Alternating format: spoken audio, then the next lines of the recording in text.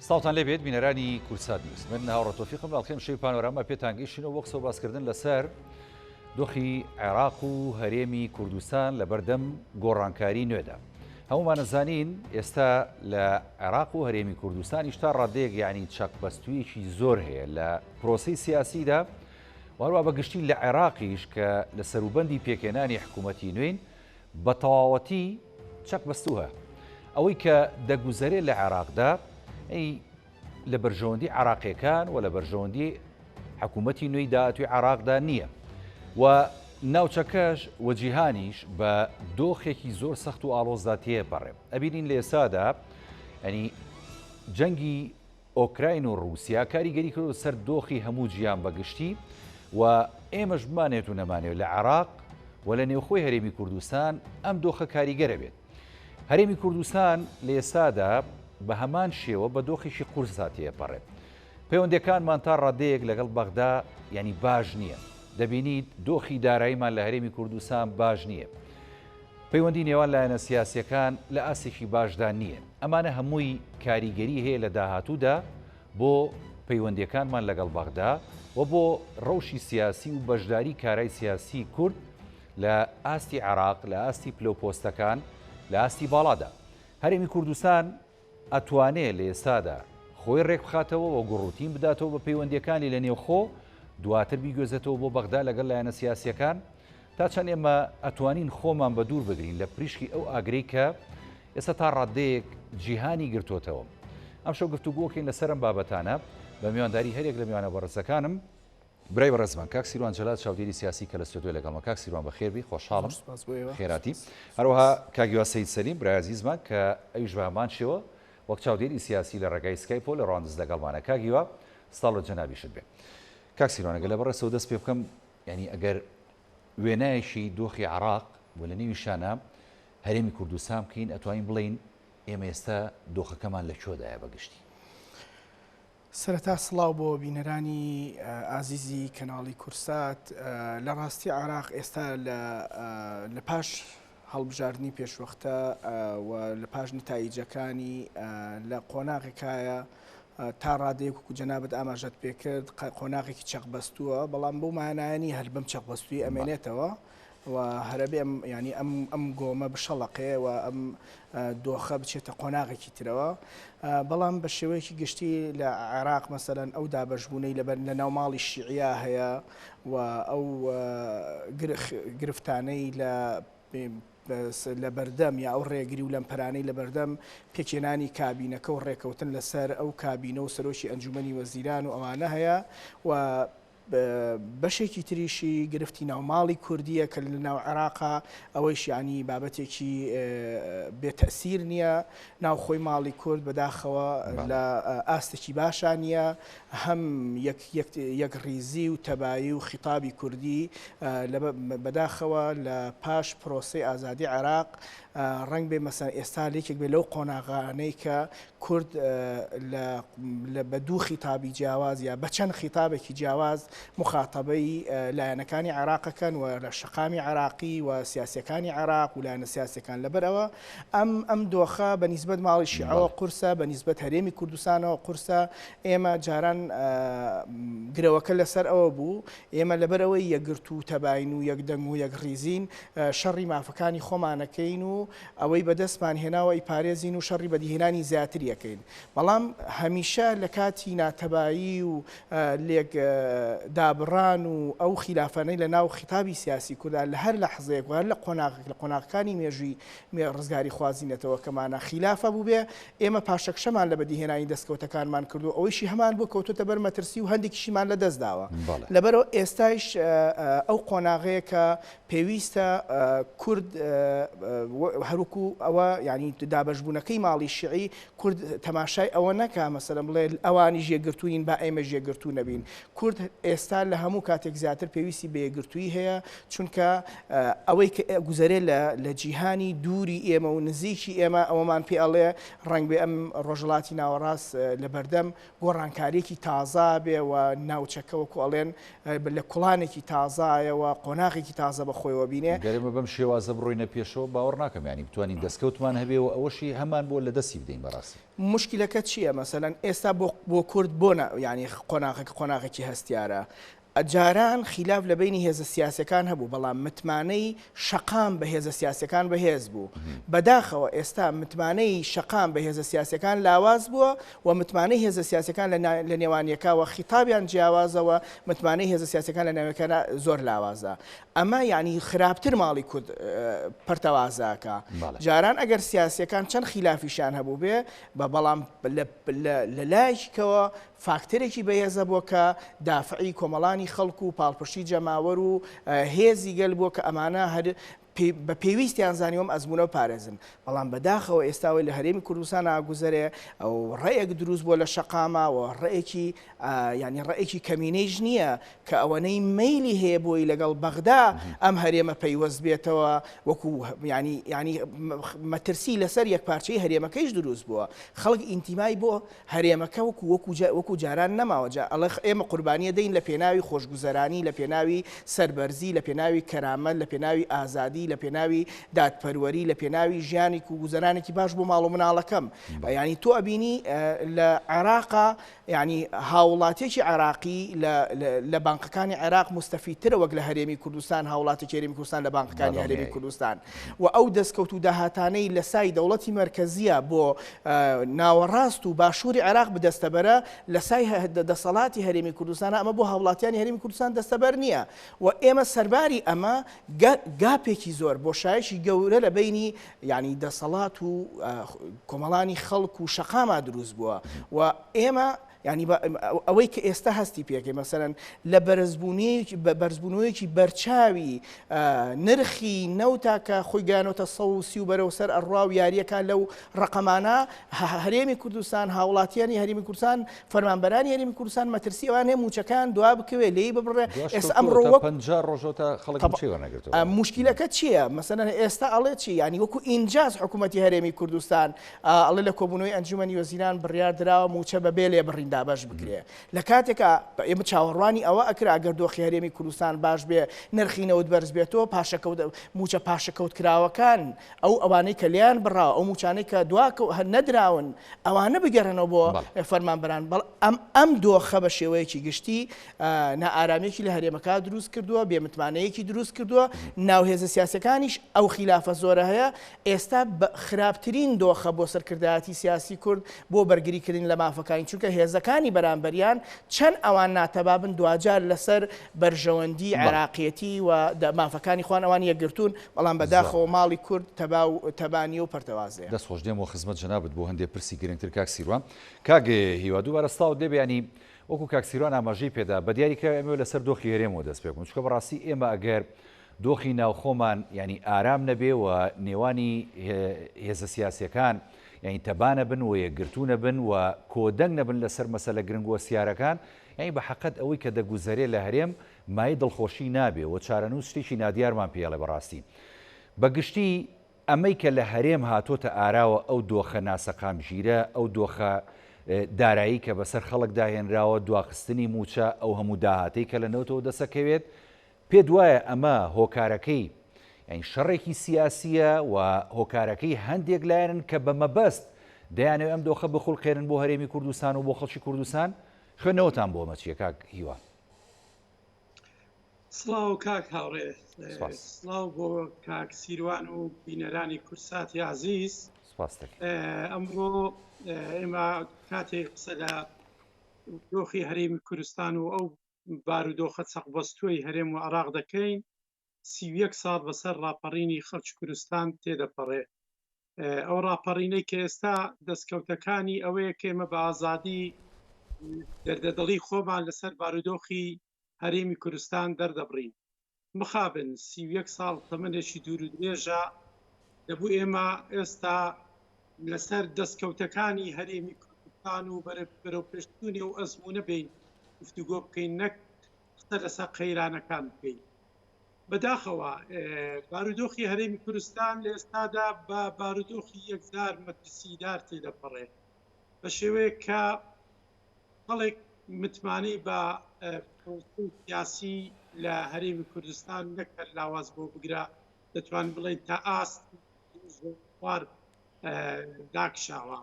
بە دلیلی ئەوەی لە دوایین هەڵبژاردننی ئەنجومەنی نوێنەرانی عراق خەڵک لە سەروی 165 بایکۆتی هەڵبژاردن کرد ئەمە هەموو کاردانەوەی بەرامبەر بوو بارودۆخەوی بەیان ئەو دەمە سیاسیە خراپەی کە لە 31 ساڵی ڕابردوو حکمی کوردستانی پێدەکرێت ئەوەی کە هەیە بەڕاستی بۆی بین لەسەر ئەسلی پرسیارەکەی بەڕێستان لەوەی بۆ شێوەیە مامەڵە لەگەر بارودۆخەکە دەکرێت بەداخەوە بەڕاستیش ئێستا دابڕانێک لە نێو لایەنە سیاسیەکانی باوەری خەڵکی کوردستان دروست بووە بە شێوەیە کە هەر یەکەو لە دۆڵێک خەڵکی کوردستان لە دۆڵێکەوە سیاسیڕانی هەرێمی کوردستان لە دۆڵێکی ترە ئەوە وای کردووە کە خەڵێک بەڕاستیش ئەگەر ئێمە بین دەردەدڵی پێیان باس لەوە بکەین چۆن ئەو متمانەیە بجێڕینەوە یعنی ئەرکەکە ئەرچی جێڕانەوەی متمانە ئاسان نابێت پێ دوایە ینی لایەنەکان لایەنە سیاسەکان توان ئەو متمانەیە وەکو تۆڵی بە ئاسانی بژێڕنەوە چکە بەڕاستی یعنی ئەبینی لە هەرێمی کوردستان ڕۆژە دوای ڕۆژ قەیران دروستە بێ و خەڵکیش سوورە زانێکم قەیرانانە ینی دەستکردن و خودی حکوومەت هەرێمی کوردستان زۆر جار بەرپرسە لەوە بەڕاستی ئەمڕۆ بە نیگەرانیەوە گوێمان لە وتەکانی قسەکەری حکوومەتی هەرێمی کوردستان بوو وەکو کاکسیروان فەرمووی وەکو ئینجاز و دەستکەوتێک باس لەوە دەکرێت موچە بەبێ لێبڕین بەیانی دابش دەکرێت بەیانی دوار ڕۆژە یەکەم وەزارەتکە وەزارەی تەندروستی موچەی وەرگرت 4 ڕۆژ بەسەر وەرگرتنی موچەی مانجیەک تێدەپەڕێ ئێستا بەیانی یەکەم وەزارەت مانجی ینی تۆ بەخبۆ بە خەڵک دەفرۆشیەوە ئەگەر نیەتێکی خراپ لە پشتیەوە نەبێ ئەویش نیەتی گەڕانەوە بۆ لێبڕینی نیەتی درێژکردنەوەی ماوەی وەرگرتنی موچە بۆ 4 ڕۆژ و 45 ڕۆژ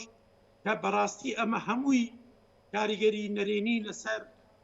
ئیمای خەڵک دروست دەبێت لەسەر متمانەی خەڵک بە ئەزمموی کاسی هەرێمی کوردستان دروست دەبێت وێ بەڕاستی من پێم وایە ئەمە بە ئەنقەستا نەقەیرانی دارایی بۆ شێوەیە هەیە کاوان نەتوانن موچە لە کاتی خۆیدا دابەش بکەن نە هەرێم هێندە فەقیرە لە هەژارە لە ڕووی داهاتەوە چکە دەزانی موچەی مانجی ڕابردوو کاتێک دابەشکرا نەوت لە دەوری 65 تا 70 دۆلار بوو ئێستا ئەمڕۆ نەوت پێشتۆتە زیاتر لە 130 دۆلار بۆ دەبێ حکوومەت نەتوانێت موچە لە کاتی خۆیدا دابەشکا ئەمە یەک لە گرفتە هەرە ئەساسیەکانە کە بەڕاستی خەڵک متمانەی پێلاواز بێت و دەزانین بەو هەموو قەیران و ئەزمانەی کە نرخی کاڵا سەرچەکان لە هەرێمی کوردستان و لە ناوچەکەش بەتابەتی دوای شەڕی رووسیا و ئوکرانیا بە شێوەیەک بەرز بۆتەوە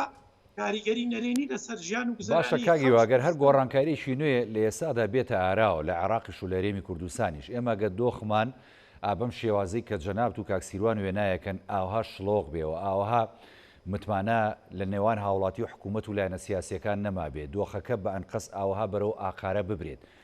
پێ دوایە زەرمەندی یەکەم ڕاستە عێراق تا ڕادەیەک لەوە چێ زەرمەند بێ ئەی هەرێمی کوردستان ئالەم نێوەندەدا چی بەسەریە کاگیوە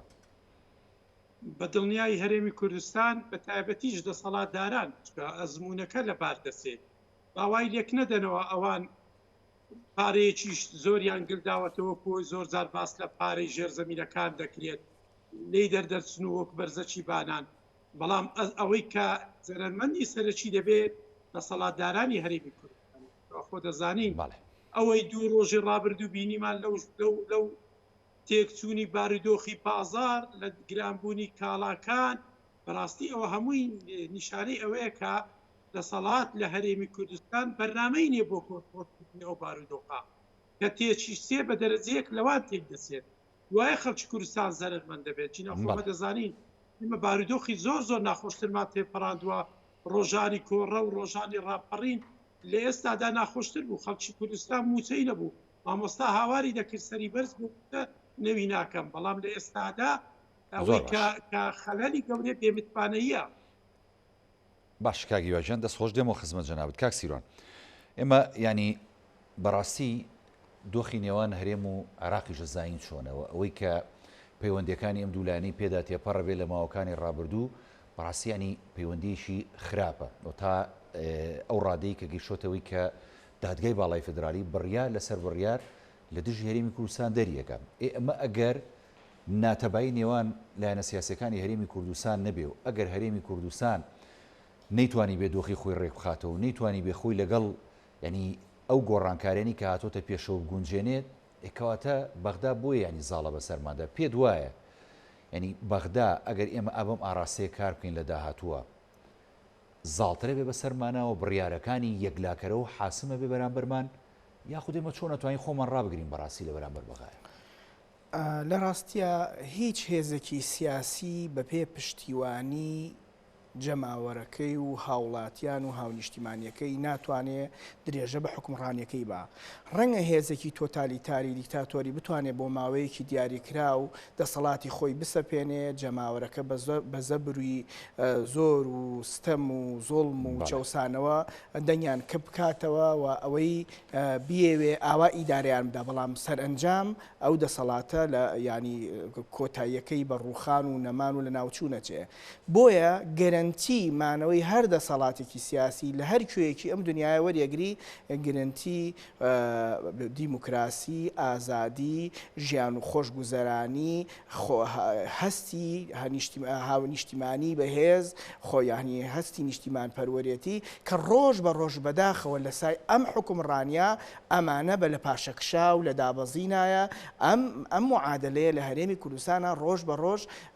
یعنی پێچەوانە بێتەوە مەسەلەن ڕۆژگارێک لەم هەرێمی کوردستانە خەڵگوێی بە موچە نەداوە خەڵگوێی بە سەرما و گەرما نەداوە خەڵگوێی بە ژیانی ناڕەحەت نەداوە و توێتی بەس ئەم چیانە بپارێزین بەس ئێستا ئەوەی کە خەڵک ئەیبینێ دەسەڵاتدارانی ئەم هەرێمە و ئەوەی بزات یعنی ئەوەی لە لووتکەی دەسەڵات مەسەلەن ینی تۆ ئەمەی کە ئەیبینی حکوومەت مەسەلەن شانازیەکە بەوەی وەک بە نەوعی لە نەوعەکان شانازیەکە بەوەی شارێک لە شارەکانی کوردستان سزا بدا وەکو سزای هاوڵاتی کوردستانی وای ئەبینێ ئەڵێ بەغدا فشاری لەسەر هەرێم هەیە هەرێمیش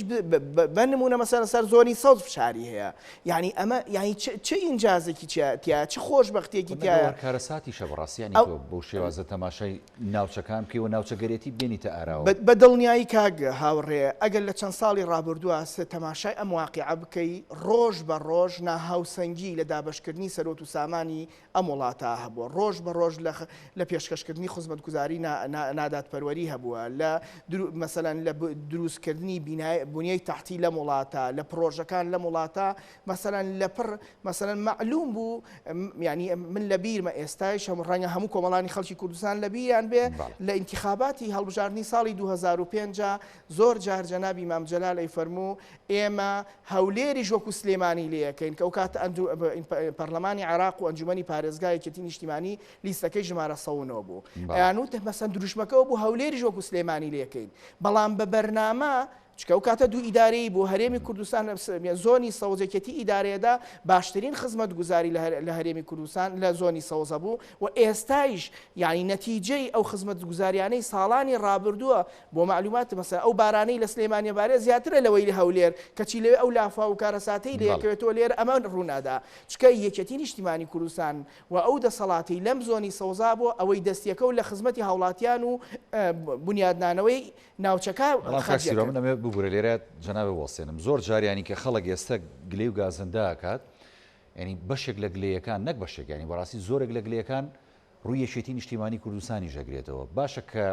یەکێتی نیشتیمانی کوردستان خۆی بە خاوەنی ئەم ناوچەیە بزانێ خۆی بە خاوەنی هەموو کوردستان بزانێ کە بەشدار بێت لە حکوومەتێکی یەکگرتووی هەرێمی کوردستانە کە بەرپرس بێت لە کۆمەڵانی خەڵکی کوردستان بۆ ئەهێڵە دۆخی خەڵک بەم ئاراسەیە بڕابڕاستی کاک هاوڕێ ئێمە معلومە هەرێمی کوردستان ئیتار و چوارچێوەیەکی لە چوارچێوەی یاسایەکە بەڕێوە چێ لە چوارچێوەی ڕێنمایی و بڕیارگەلێکا بەڕێوە چێ ئەم کابینەی حکوومەت لە چەند ساڵی ڕابردووە بە بەرنامە کار لە سەر مەرکەزیەتی ئەم حکوومەتی هەرێمی کوردستان کراوە ڕۆژ بە ڕۆژ دەسەڵاتەکانیان لە پارێزگاکان وەرگرتوۆ بردویانەوە ناو وەزارەتەکان لە ناو وەزارەتەکانەوە چۆتەوە ناو ئەنجومەنی وەزیران لە ئەنجومەنی وەزیرانیشا چۆتەوە لای نووسینگەی سەرۆکی ئەنجومەنی وەزیران لەبەرەوە کارەکە وای لێ هاتووە ینی لێرە ینی ڕاستە مشارکی لە دەسەڵاتە بەڵام ئایا لە بڕیارە کاریگەرەکانە هاوسەنگی هەیە ئایا دەنگی تۆ هەمان ئەو دەنگەیە کە مەسەلەن بۆ نمونە پارتی دیموکراتی کوردستان لە ئەنجومەنی وەزیران پرۆژەیەک مەسەلەن تەرحەکاوە ئێوێ لە جێگەیەک پرۆژەیەک جێبەجێ بکە هەمان ئەو دەنگەیە بۆ ئێرە لەبەرەوە ئەمە وای کردووە من یەک شتە پێ بڵم کاکاوڕێ نەعەدالەتیەکی زۆر لە ڕابردووە وای کردووە کۆمەڵانی خەڵکی کوردستان و بە تایبەتی ئەم مەنتیقەیە سەرباری ئەو خزمەتگوزاریانەی پێشکەشیان کراوە هەست بە غەدر هەست بە غۆبن هەست بەوەکەن کە تا ڕادەیەکی زۆر ستەمیان لێکرێ و ئەم نیگەرانیانە لە جێگەی تریشەیە لە هەولێریشەیە لە دهۆکیشەیە بەڵام ئەو فەزای کە لێرە و ئەو دەسەڵاتەی لێرە حکومڕانیەکە مەودای ئازادیەکانی فراوانتر کردووە ئازادی ڕادربڕین هەیە ڕێپێوان خۆپیشاندان هەرێک لەم بابەتانە زۆرتر ینی ڕێگە پێدراوترە بۆیە ئەتوانی هاوڵاتیان لەم ناوچەیە زۆرتر بڕژێنە سەر شەقامەکان خۆ ئەگەر ینی ئەم کرانەوەیە یا ئەم مەجال پێدانە و ئەم دەستکرانەوەی دەسەڵات لەگەڵ هاوڵاتیانە لە هەولێر و لە دۆکیش پیادە بکرێت بە دڵنیایی هەموو ڕۆژێ سەر شەقامەکانی هەولێر دۆک پڕبوون لە هاوڵاتی چین و توێژەکان ناڕەزاتەکانی خوانیان دەرەبڕی بۆیە من مەترسیە گەورەکە ئەوە نابینم ئێمە لەگەڵ بەغا ئایا مەسەلەن ئەتوانین مەسەلەن هێزە سیاسەکان پشکەکانی کورد ببڕین بەقەدەر ئەوەی مەترسیەکە لەوە بینم ئەم میلەتە ئەم هاونیشتیمانیانی هەرێمی کوردستان متمانیان زۆر لاواز بووە بەم حکوومەتە و بەم دەسەڵاتە لەبەر ئەوە ئەگەر ئەم دەسەڵاتە مراجعەی جدی خۆی نەکاتەوە و باشتر دیراسی ئەم واقعانەکە و ینی بە بڕیاری بە خێرایی و پرۆژەی بە خێرایی نەبێ بۆ نزیکبوونەوە لە خەڵکو و بڕیاردانی لە کێشە هەڵواسراوەکان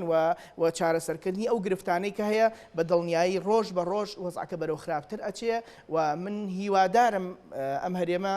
تووشی کێشە و گرفت و قەیران نەبێ بەڵام قەیرانەکان زیاتر هیواین چکە بەڕاستم هەرێمە ینی خۆمان نەزانم ئەزمونە بەچی بەدەساتەوە ینی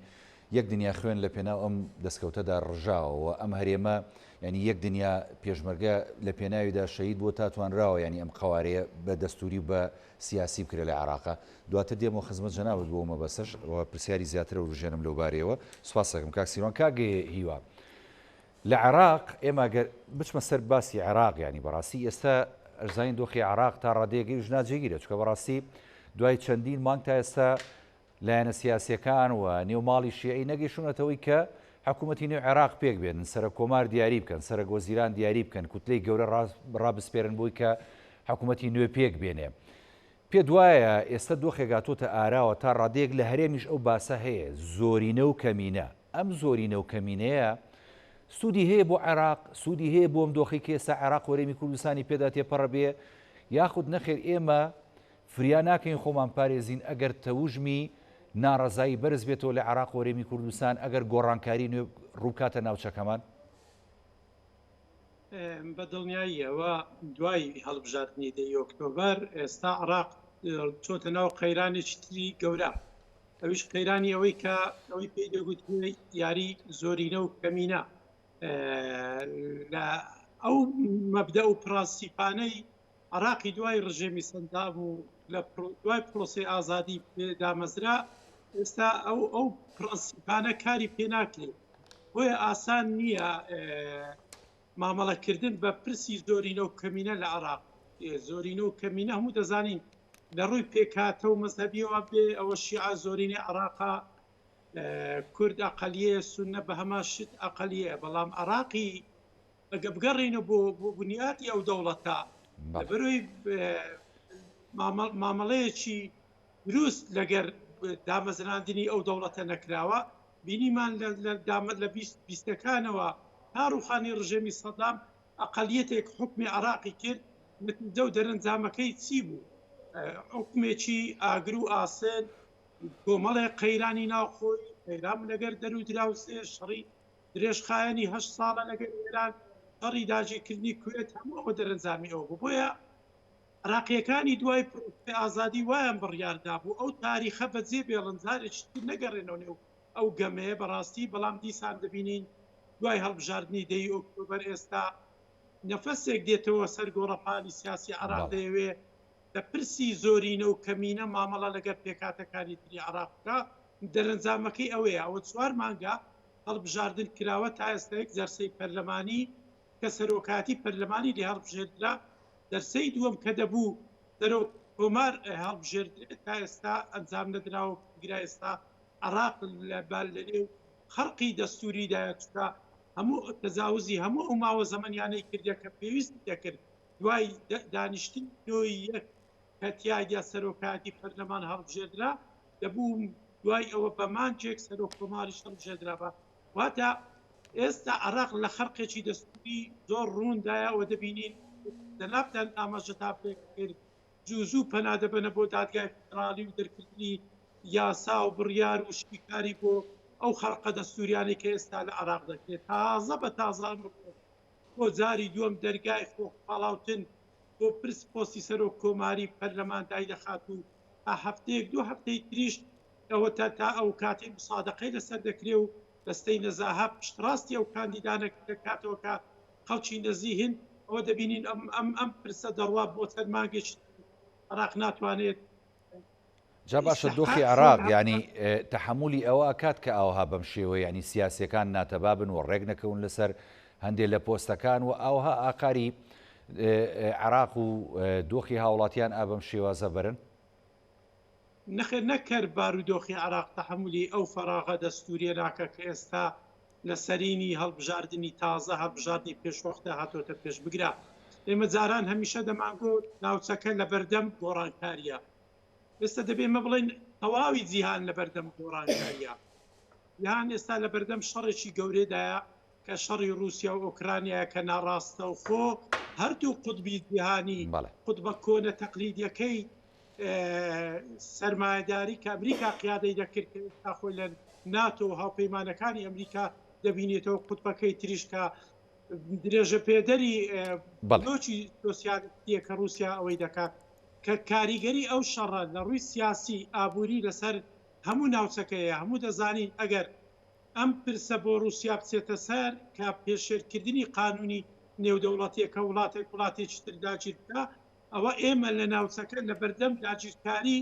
وڵاتانی زلهێزی ئیقلیمی داین ئێران هەڕەشەمان لێ دەکات رووسیا هەڕەشەمان لێ دەکات ئەگەر تا ئێستا ئەوان نیانتوانیوە بۆیان بلوێ بۆیان بچێتە سەر پێن عراق داگیر بکەن ئەوە لە ئێستادا بەڕاستی بڕوا دەکەم ئەم شەڕی ئێستا لە ئاستی جیهان هەیە وا دەکات کە ئێران و تورکیاش بتوانێت دەسوەردان لە کاروباری ئێمەمانان بکەن دەست خۆشکاکیوە کاکسیروان ینی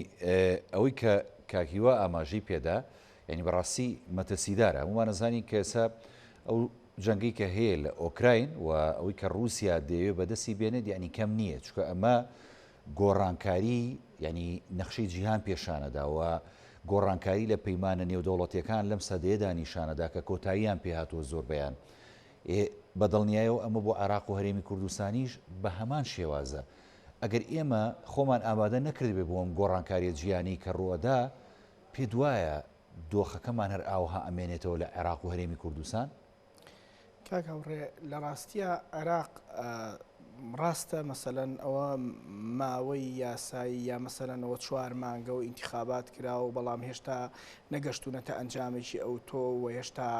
کابینێ حکوومەت پێک نهاتۆ بەڵام ئێمە بۆی نەکەوینە هەڵەوە ئێمە ئەبێ ئەوە باش بزانین عێراق دەوڵەتە و ئەو مقەوماتی کە دەوڵەت هەیەی زۆر جیاوازە لەو مقەوماتی هەرێمێک هەیەی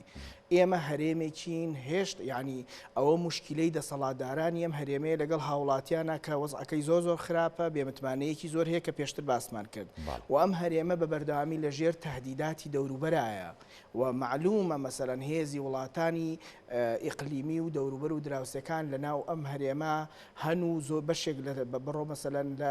لە ناوچەی دوهۆک و ئەو منطقانە پڕی لە هێزی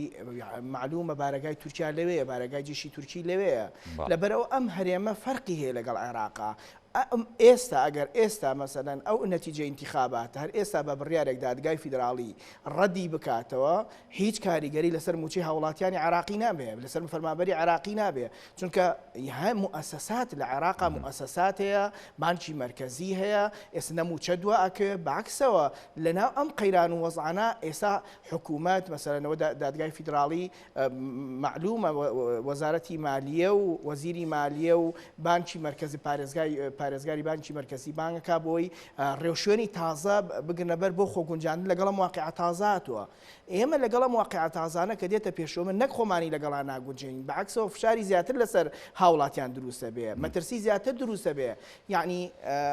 ئەم مەترسیە ئێستا حکوومەت لە زاری وتەبێژەکەیەوە ئەڵێ لە کۆگاکانمانە بایی ئەوە خۆراکی ئەم بارکراو هەیە کە ئەم کاریگەری ئەم بارودۆخە تازەیە وانەکە ئەزمات دروست بێ بەڵام لەبەرەوەی ئەم حکوومەتە ئەو متمانەی لای هاوڵاتیان نییە بڕوان بەمە نییە ینی هاوڵاتی بڕوا بەم لێدوانەی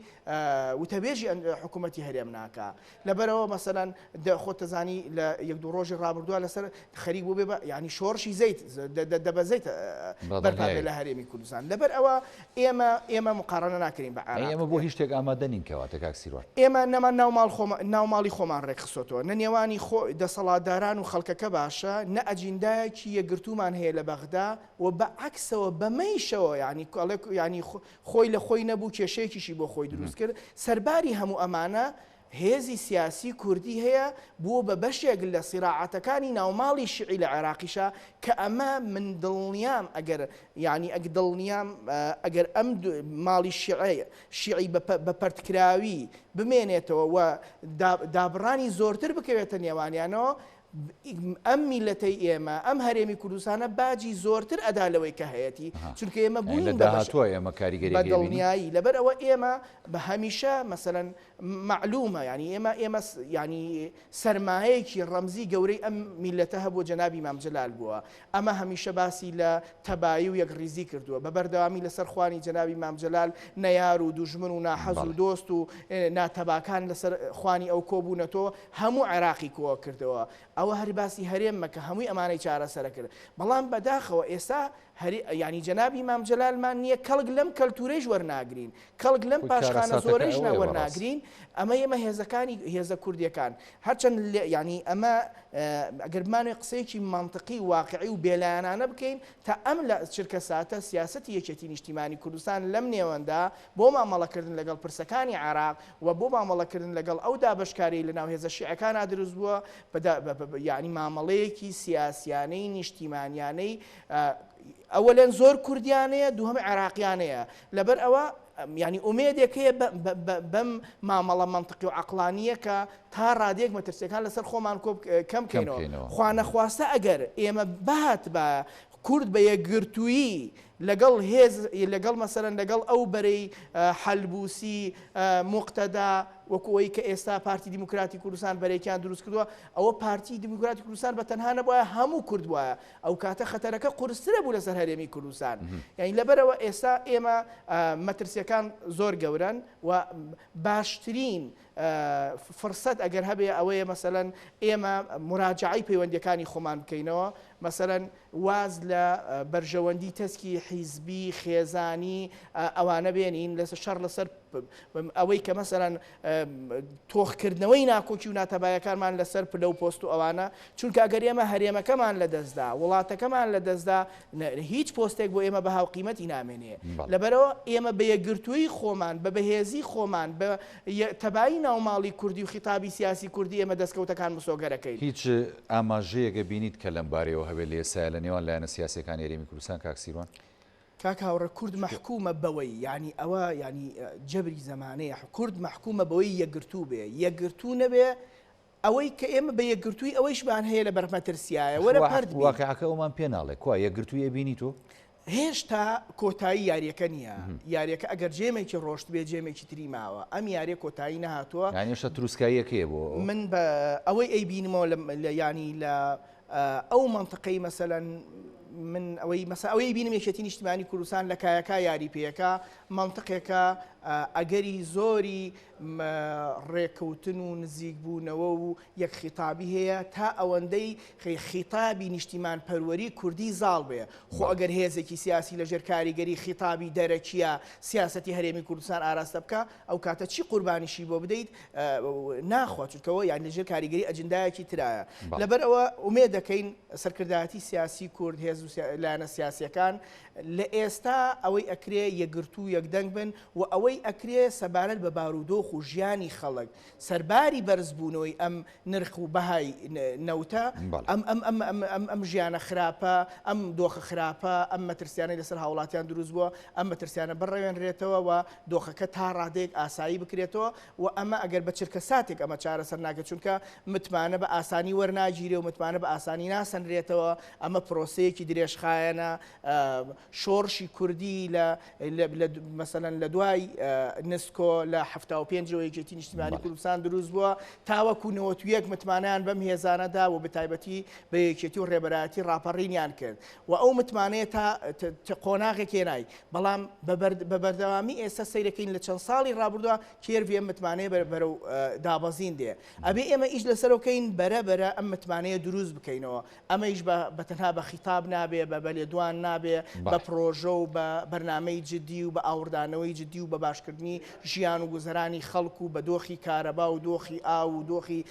زبڵ و خاشاک و موچەی موچەخۆر و بە خزمەت گوزاری گشتی کە ئەمە بای ئەو ئەم حکوومەتی هەرێمی کوردستانە ئیمکانیەتی هەیە کە ئەم دۆخە باش بکە کە خەڵکی ئەزانێ ئەمە هەستەکەی ئەم قەیرانانە قەیرانی دەستکردن و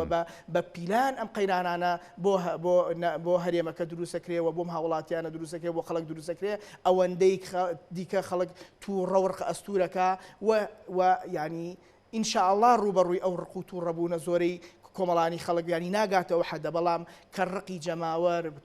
تووڕێی جەماوەر خەڵک برسی بێت خەڵک بێپارە بێت خۆی بۆ ڕناگیرێ خۆراک نەبێ بیا بە مناڵەکانی وەڵاهی بەڕاستی هیچ قەڵایەک لە کوردستانە پارێزراو نیە لە بەرامبەر نیگەرانی و تووڕەبوون و پەنخواردنەوەی ئەو هێز و تووڕەبوونەوەی جەماوەر هیوادارین ینی بە بڕیاری دروست ئەم قەیرانانە بەرەو چارەسەر بەرین و ئەگەرنا مەترسی جدی لەبەر دەرگامانە لە عێراق لەبەر دەرگامانە لە دەرودراوسێ لەبەر دەرگامانە معادلاتە نێو دەوڵەتیەکەش و خەتەرەکان ئەومان پێڵێن رووسیا دەوڵەت داگیرەکە هەرێمەکەی ئێمە بای ئەوە سەلامەتە بای ئەوە مقاوماتمان هەیە خۆمان بپارێزین لەبەرەوە مەترسی زۆر لەسەر هەرێمەکەی شەیە بەدڵنیای نازانی کە بەیانیش چی ڕۆیە سپاس دەکەم دێمە خزمەتجان بۆ دواوتە کاک هیوا سەید سەلیم ئەمە وەکو چاودێرێکی سیاسی دوا سەرنج و پەیامت و دوا پێشبینەکانت لە سەرم دۆخی کە دەگوزارێت لە عێراق و لە هەرێمی کوردستان و ینی بەگشتی ئەوەی کە ینی خەڵک مەیوز بووە خەڵک بێمتمانە بووە خەڵک بێزار بووە ئەو کۆرخۆ و تەدیادی ڕاپەڕین بوو ئەوە تا خەڵک ئاواتی خواست کە ڕاپەڕینی نەکردایە بۆ نمونە خەڵک ئاواتی خواست ئێستا لەسەر بەغدا بووایە موچەکەی خەڵک ئاواتی خواست کە ینی ئێسار بۆ نمونە لە تۆڕە کۆمەڵایەتیەکان ینی دیمەنێک بڵاو بووە هاوڵاتیەشێک لە ناوچەکانی دەرەوەی هەرێمی کوردستان بوو یعنی من بەزەیمێتەوە بە خەڵکی ئەم شارەیە کە بەم شێوازە سەراگرێ بۆ بەنزین موچەی نییە خۆراشی دەست ناکەوێت دوا سەرنج و پەیامت ئەگە بە کورتی بێ سوپاس دەکەم بەداخەوە سلوک و هەرسوکەوتی ئەو دەسەڵاتە وای کرد خەڵک خۆزگە بە دەسەڵاتی بەغدا بخوازێ مامەڵەی ئەو دەسەڵاتە لەگەر کێشەکانی خەڵک وای کرد خەڵک ئاڵای عێراق لە خۆپیشاندانی مامۆستایان هەڵبدات بۆیە بە گەڕانەوە بوو پرەنسیپ و مەبادەیەکانی سەردەمی ڕاپەڕین دەخۆی لە کریزی هێز و لایەنە کوردستانیەکان دەبینیەوە خۆی لە متمانەی جەماوەر و هێزە کوردستانیەکان دەبینیەوە ئەوە بووە هەوێنی سەرخستنی ڕاپەڕین ئەوە بوو ئەوەی کە ئێمە تراژیدیای گەورەی وەکو کۆڕە و تێپەڕێنین بە زیچی پرسی مامۆستا دەوامی خۆی بکە بە بێگەڕانەوە بۆ ئەو مەبدەئە بە بێگەڕانەوە بۆ چارەسەرکردنی کێشەکانی خەڵک ئەو کەلێن و متمانەی کە کەوتۆتە نێو جەماوەر و هێزە سیاسیەکان ڕۆژ بە ڕۆژ زیاتر دەبێت بۆیە دەبێ هێزە دەسەڵاتدارەکان دەرک بەوە بکەن کە خەڵک ناڕازیە نیگەرانە ناڕەحەتە لە بێموچەیی بێخزمەت گوزاری لە نائەدالەتی لەو هەموو دزی و فزی و گەندەڵیەی کە لە 31 ساڵی ڕابردوو دەسەڵاتداران لە قوت و داهاتی خەڵکی کوردستان دەیکەن بەبێ جێڕانەوەی داهات بۆ خاونەکەی بەبێ چارەسەرکردنی هەموو ئەو شاشیانەی کە دەسەڵات لی بەرپرسا خەڵکی کوردستان ڕۆژ بە ڕۆژ بتمانەی لاوااستر دەبێت دەست خۆشکاگیەوە سپاس دەکەم کاک سیروان جەنابی شت دوا پەیامی خۆ بگەێنی